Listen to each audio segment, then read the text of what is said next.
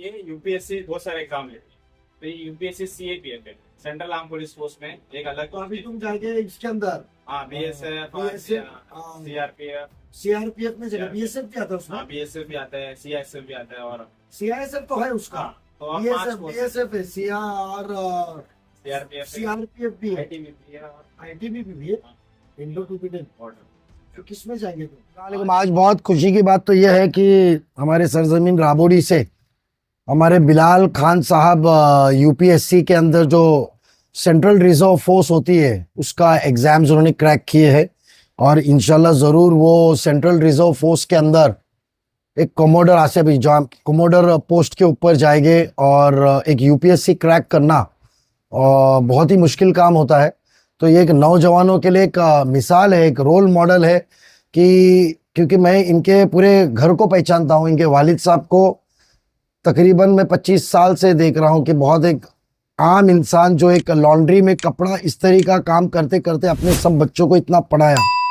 तो जब हौसला हो और जिद हो तो बेशक मंजिल पाती है। यही एक मिसाल आज बिलाल ने हमारे नौजवानों के लिए दिया है और मैं बिलाल को इस बात के लिए और उनके खुसूसन वालिद और वालिदा को मैं मुबारकबाद देता हूँ और अल्लाह ताला उनको आने वाले दिनों में कामयाब करे। और मैं कोशिश और गुजारिश करूँगा बिलाल से कि आपका ये जो एक्सपीरियंस है, आपकी जो मेहनत है, ज़रूर नौजवानों के लिए एक मिसाल बन करके, एक रोल मॉडल बन करके आप आवाम के बीच में जाओगे और अपना एक मैसेज लेके जाओगे कि आप जैसे हर बच्चा गली में हो तो इंशाल्लाह कौम को कोई रख नहीं सकता है।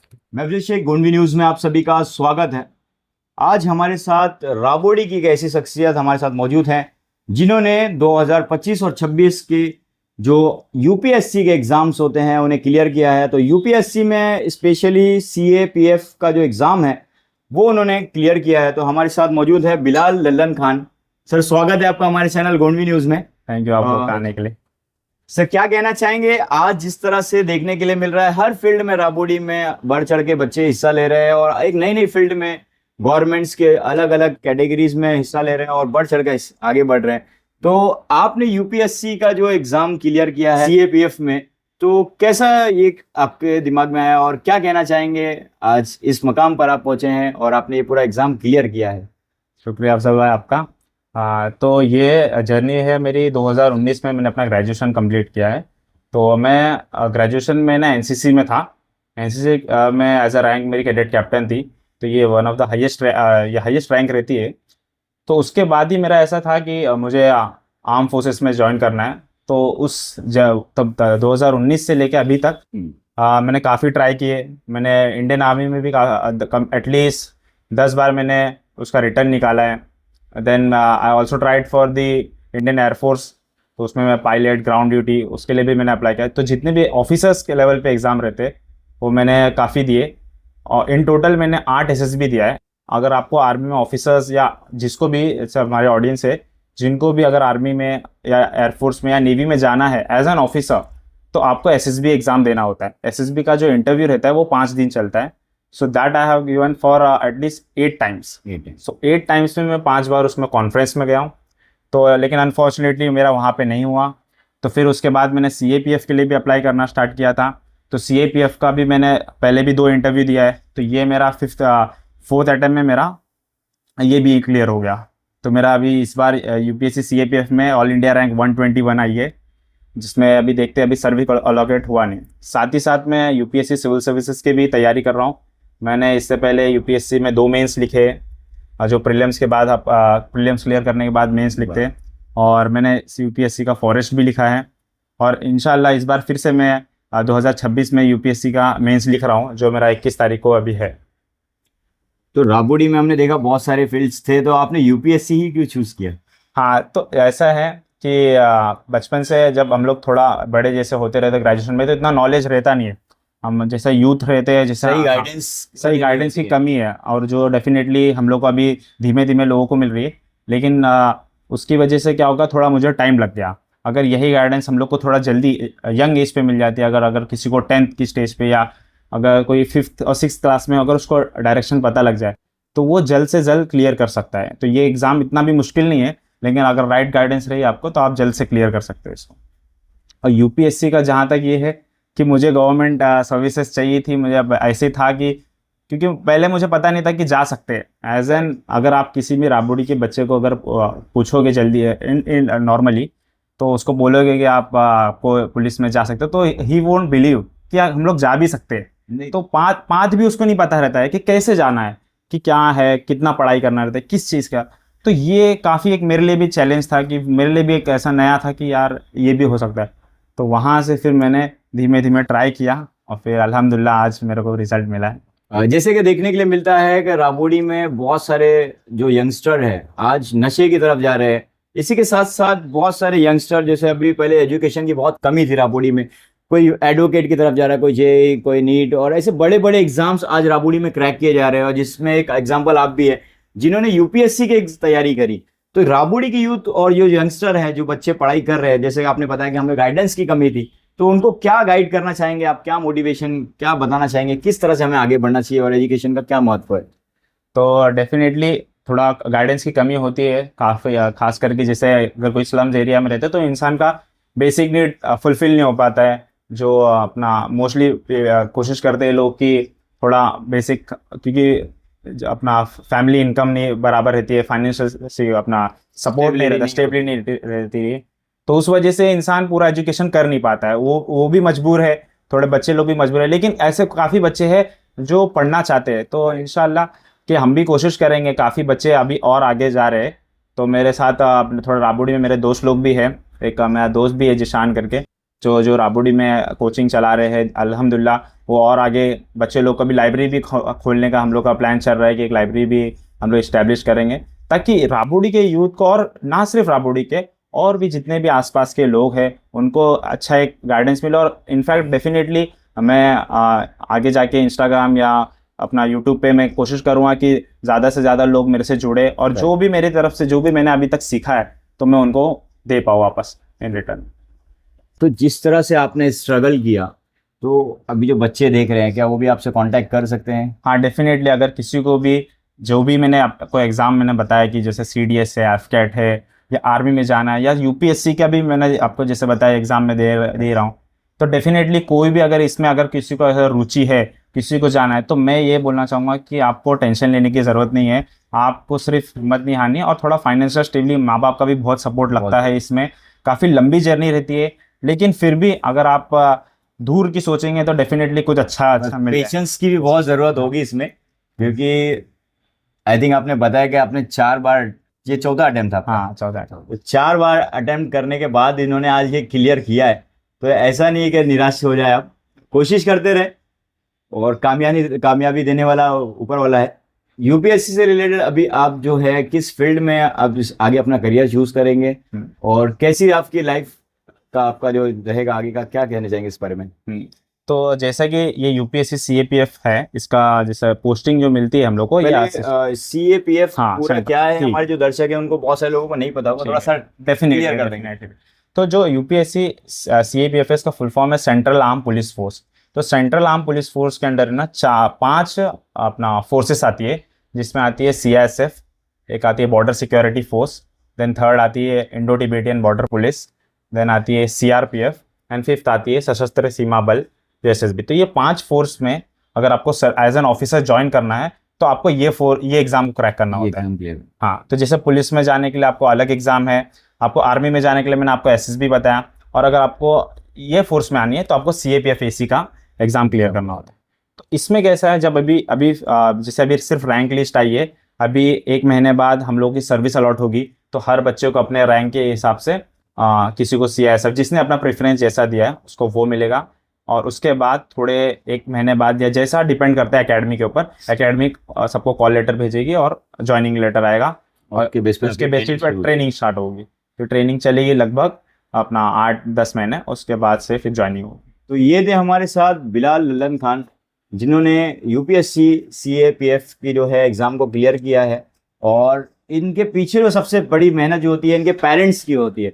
तो इनके पेरेंट्स लल्लन खान साहब भी हमारे साथ मौजूद हैं, उनसे भी 2 शब्द बातें करते हैं और जानने की कोशिश करते हैं कैसे रही इनकी लाइफ और कैसे रही ये पूरा सफ़र CAPF UPSC एग्ज़ाम क्लियर होने तक।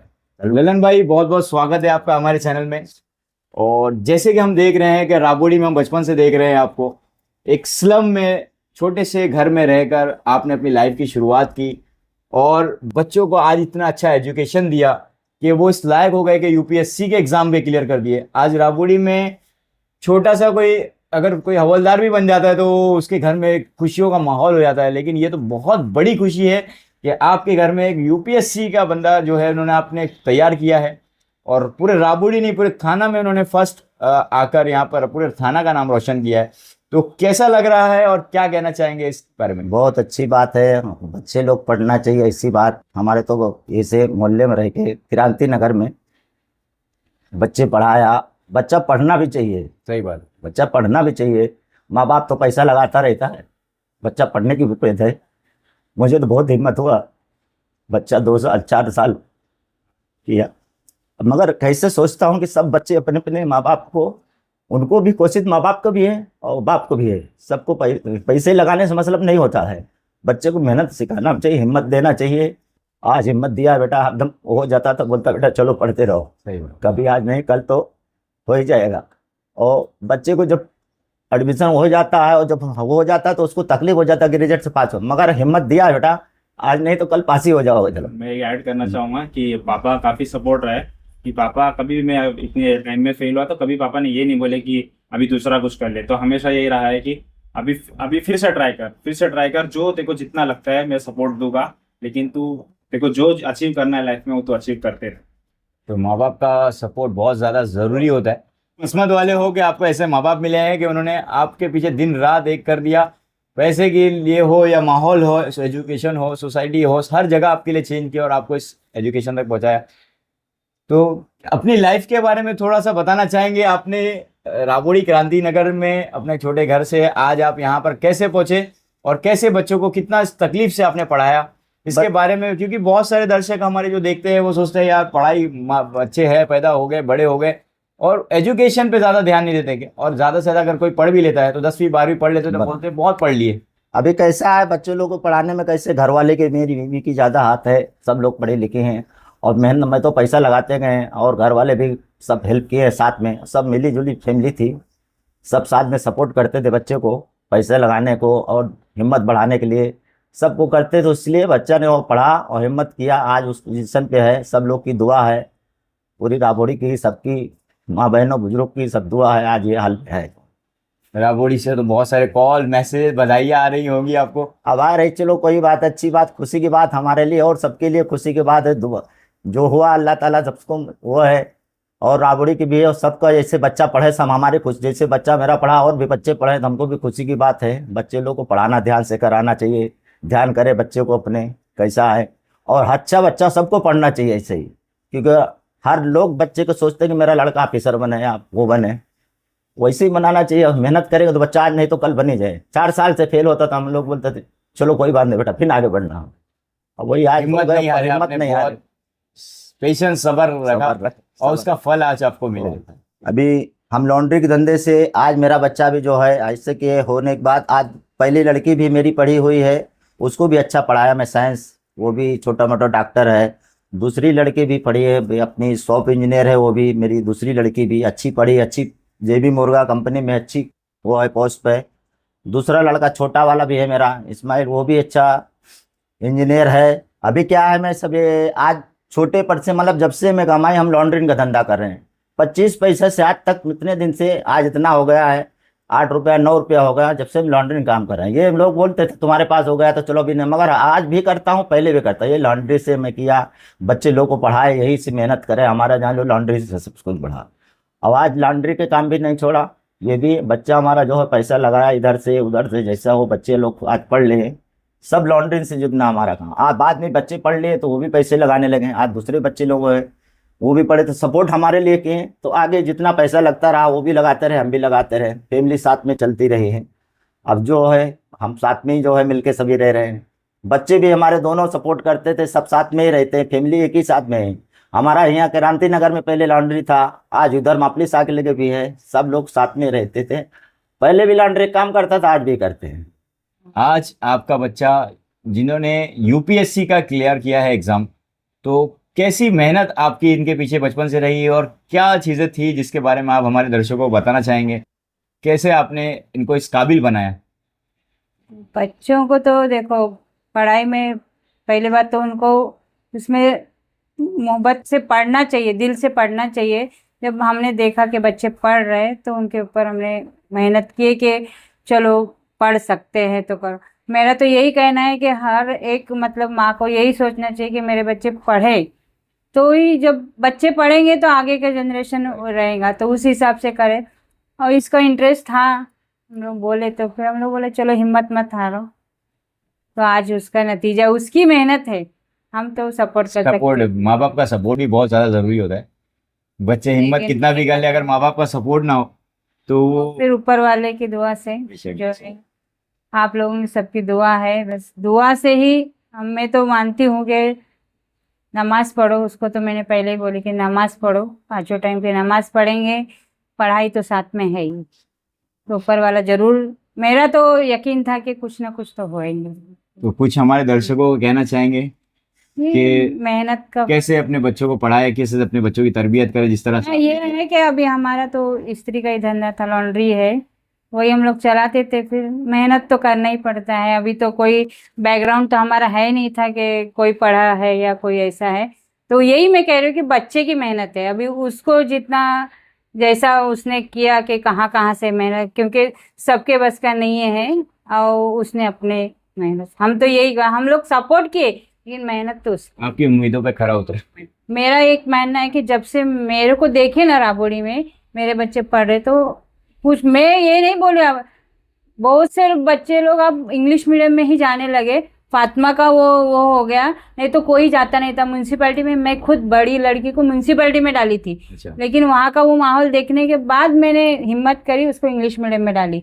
फिर होते होते सब मेरे चारों बच्चे जब इंग्लिश मीडियम में गए, तो देखा बहुत से जो अभी चल रहा है ना राबोड़ी का माहौल, पहले कैसा था 20-25 साल पहले, अभी भी है कि बच्चे को पढ़ाने नहीं है, पढ़ रहा है तो पढ़ रहा नहीं, हाँ डाल दिए, पढ़ रहा पढ़ नहीं। लेकिन जिन्होंने देखे इंस्पिरेशन, तो आज भी मतलब पढ़ रहे, इंग्लिश मीडियम में बहुत से बच्चे जाने लगे और अच्छे पढ़ भी रहे। मेरे हिसाब से देखो, अभी हमारे बाजू में सलीम भाई है, उन्होंने भी बच्चों को अभी इंग्लिश मीडियम में डाले, उनके बच्चे भी अच्छे खासे पढ़े। एक लड़की उनकी सीए भी हो गई, दूसरी बड़ी वाली लड़की उन्होंने देखो उसमें कुछ करे, नर्स का, हाँ कर रही, तो मतलब होता है। जैसे कि इनडायरेक्टली अगर आप शॉर्ट में अगर देखा जाए तो सबसे इम्पोर्टेंट पढ़ाई है। पढ़ाई है बस, कोई भी पढ़ाई, मतलब ऐसा नहीं इंग्लिश मीडियम में करो, उर्दू में करो, बच्चों को पढ़ाओ। तो हमारे साथ इस्माइल खान है, जो बिलाल भाई के भाई है। तो भाई आप क्या कर रहे हैं और क्या एजुकेशन किया आपने और क्या फील्ड में आप हो? Okay, first of all thank you, आप इधर आए, मेरे भाई को इतना अप्रिशिएस दिए, इतना इम्पोर्टेंस दिए, और ये आपके चैनल के माध्यम से अभी ये ऑल ओवर द इंडिया ये न्यूज़ और ये जो भी इंफॉर्मेशन स्प्रेड हो रही है। Second thing, I am a software engineer, currently I am working in HDFC bank, मैं भी एक नॉर्मल ग्रेजुएट हूँ। मैं 4 साल से एज ए सॉफ्टवेयर इंजीनियर काम कर रहा हूँ, और जहाँ तक कि देखा जाए तो मैं अपने भाई से ही सब सीखा हूँ कि कोई भी टेंशन नहीं लेना है, पढ़ाई में जितना हो सके उतना पढ़ाई करना, और आगे पढ़ाई करते रहे, पढ़ाई ही करते रहे, क्योंकि उसने मुझे बताया पढ़ाई एक की है जो तुझे आगे लेके जा सकती है। पैसा माँ बाप एक टाइम पे आके तुझे, बस एक टाइम पे आके वो परमिट ख़त्म हो जाएगा, उसके बाद इस्माइल तुझे अपना ही देखना है। तो उसके बाद से मैं सीख गया कि नहीं भाई, अभी उनके एब्सेंट में भी मैं ध्यान रखता हूँ। वो बोलते हैं कि अगर मैं बाहर हूँ तो तेरी जिम्मेदारी है, घर को तेरे को लीड करना है, तो मैं रहता हूँ, तो अगर जब वो आ जाते हैं तो मैं फ्री हो जाता हूँ कि अभी बिलाल भाई है तो मेरे को थोड़ा हैंडी है, अब वो लीड करेंगे घर को, तो ये सब है। तो कैसा लग रहा है कि आज आपके भाई ने UPSC CAPF का एग्ज़ाम जो है क्लियर किया है और देश के एक बड़ी सेवाओं में से एक सेवा को अंजाम देने वाले हैं? अभी तो बहुत प्राउड फील हो रहा है, मतलब ओवरऑल देखा जाए तो एक बहुत अच्छा लग रहा है कि ऐसा है कि एक लिमिट से भी अनलिमिटेड हमको जो सक्सेस मिल गया, उसी के पास हम लोग आ गए। और मैं तो भाई से ही मोटिवेट था कि अभी मेरा भाई जो है वही है, मैं किसी नेता किसी मंत्री का कोई फॉलोअर नहीं हूँ, मैं मेरा भाई को मानता हूँ कि भाई ये जो करेगा वो मेरे को करना है। तो ये थी हमारे साथ खान फैमिली, जिन्होंने आज एक इस्त्री की दुकान से लॉन्ड्री करके जो कपड़े लोगों के इस्त्री करके आज इस मकाम तक पहुँचे कि अपने चारों बच्चों को पढ़ाया लिखाया आज अच्छे कैटेगरी में, अच्छी फील्ड में उन्होंने उनको एक अच्छी पोजीशन, एक मकाम दिया। और इसी के साथ साथ आज यूपीएससी सीए पीएफ के एग्ज़ाम को भी अपने सबसे बड़े लड़के को क्लियर किया। इन्होंने हिम्मत नहीं हारी, 4 बार अटेम्प्ट करने के बाद कहीं 1 मार्क्स से, कभी 3 मार्क्स से, कभी 2 मार्क्स से, 8 मार्क्स से, ऐसे ही छोटे छोटे मार्क्स के डिफरेंस में इनका जो अटेम्प्ट था वो क्लियर नहीं हो पा रहा था। लेकिन फाइनली 2025-26 के बैच में इन्होंने ये जो है एग्ज़ाम को फाइनली क्लियर कर लिया। ये थे हमारे साथ बिलाल भाई और खान फैमिली, जिनसे हमने आपकी बातचीत कराई और ये पूरा पॉडकास्ट एक इंटरव्यू के जरिए आप तक ये पूरा मैसेज पहुंचाया कि किस तरह से पेशेंस और एजुकेशन जो है वो हमारे लिए कितना लाइफ में ज़रूरी है। इस वीडियो पर आपकी क्या राय है कमेंट करके ज़रूर बताएं और ऐसे ही तमाम वीडियोस और अपडेट्स के लिए देखते रहिए गोंडवी न्यूज़। आपकी जानकारी हमारी जिम्मेदारी। मिलते हैं एक नई वीडियो के साथ। जय हिंद, जय महाराष्ट्र।